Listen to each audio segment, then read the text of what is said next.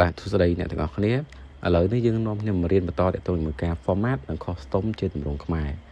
អត្ថប្រយោជន៍ទៅនឹងការ format យើងបងប្អូននឹងស្រាប់ទៅការកំណត់ទៅទម្រង់អក្សរលេខថ្ងៃខែនិងម៉ោង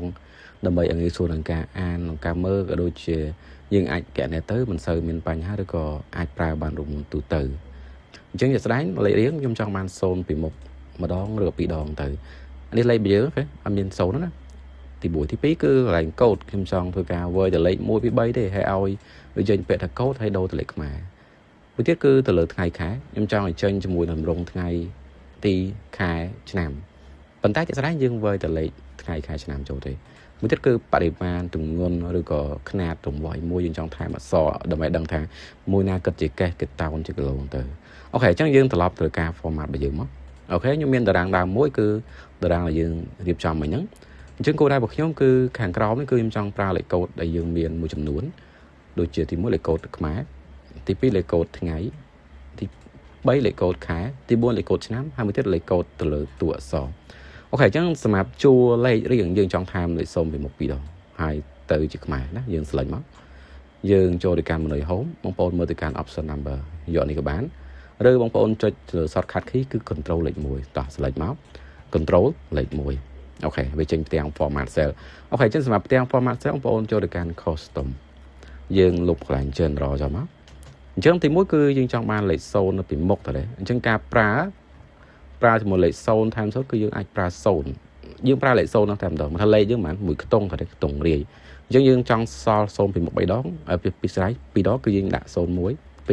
3បងប្អូនចង់0សល់ទៅ01ទេបងប្អូនដាក់ទៅ2បានអញ្ចឹងយើងដាក់3ក៏បាន2បានដែរ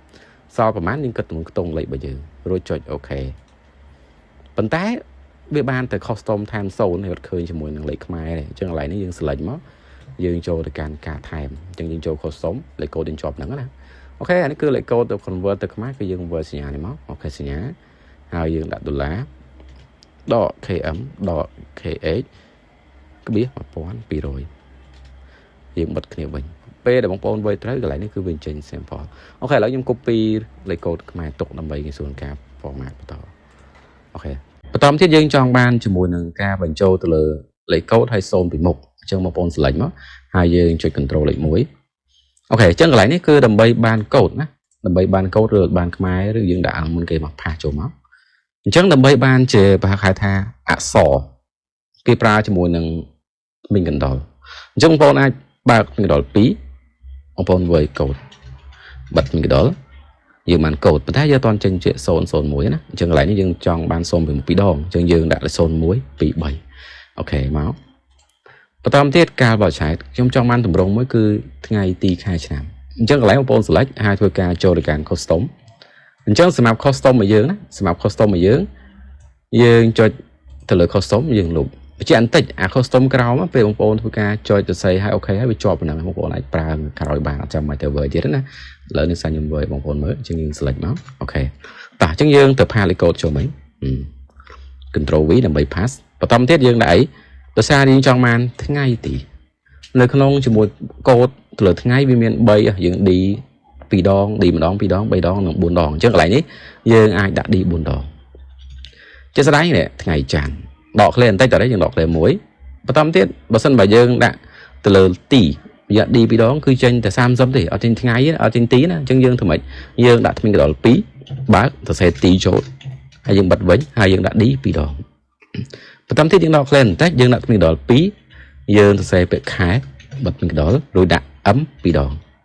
M 2ដងគឺចេញលេខអញ្ចឹងអត់ទេយើងដាក់ M 3វាចេញខែអក្សរកាត់អញ្ចឹង4ដងអូខេនេះខែអក្សរពេញបន្តទៀតដក clear បន្តិចយើងដាក់ថ្មីកណ្ដុរ2ហើយយើងវាយឆ្នាំរួចបិទថ្មីកណ្ដុរវិញយើងដាក់ Y 4ដងព្រោះអីក៏ Y 2ដងគឺចេញតែឆ្នាំ2ខ្ទង់នៅក្រោយណាអូខេឥឡូវយើងឃើញតម្រងយើងស្អីគឺ Y នឹងឯងហើយយើងចុចអូខេទៅឬមើល sample ខាងលើនេះអូខេបន្តមកទៀតគឺតកតងការថែមទៅលើតួអក្សរនៅខាងក្រោយ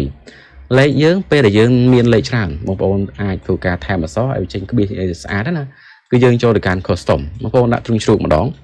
ក្បៀសមួយទ្រង់ជ្រូក3ដងហេតុអីបានដាក់អញ្ចឹងព្រោះអីបើសិនបើលេខយើងឡកខ្ទង់ពាន់វានឹងកាត់ក្បៀសមើល sample កន្លែងនេះគឺកាត់ក្បៀសយើងអូតូហើយបន្តមកទៀតយើងចង់មកអក្សរនៅក្រោយអក្សរនេះយើងមកដក clear ក៏បានមិនដក clear ក៏បានណាទីសងនឹងការកំណត់បងប្អូនណាបើកពីកណ្ដុរហើយយើងដាក់ថាតោន បតំទៀតយើងជួយខេមកអូខេចានេះគឺការ convert ប៉ុន្តែសួរថាពេលខ្លះយើងដាក់តែ custom អត់បានដាក់លេខខ្មែរពេលខ្លះវាអត់ស្អាតដែរព្រោះនៅចេញពាក្យខ្មែរក្រោយលេខនៅបរទេសឡើយអញ្ចឹងវាអាចអាក្រក់មើលដែរមើលទៅអត់សូវសមអញ្ចឹងណាបងប្អូនអាចស្រែថែមផាសលេខកូដបញ្ចូលអូខេសរុបវិញគឺអានេះគឺតកតងជាមួយថាប្រយោជន៍ឬក៏ការកំណត់តកតងជាមួយការថា format បូករួមជាមួយការ custom ប៉ុន្តែជាទម្រង់ខ្មែរអូខេជួបគ្នាវីដេអូបន្តអរគុណច្រើន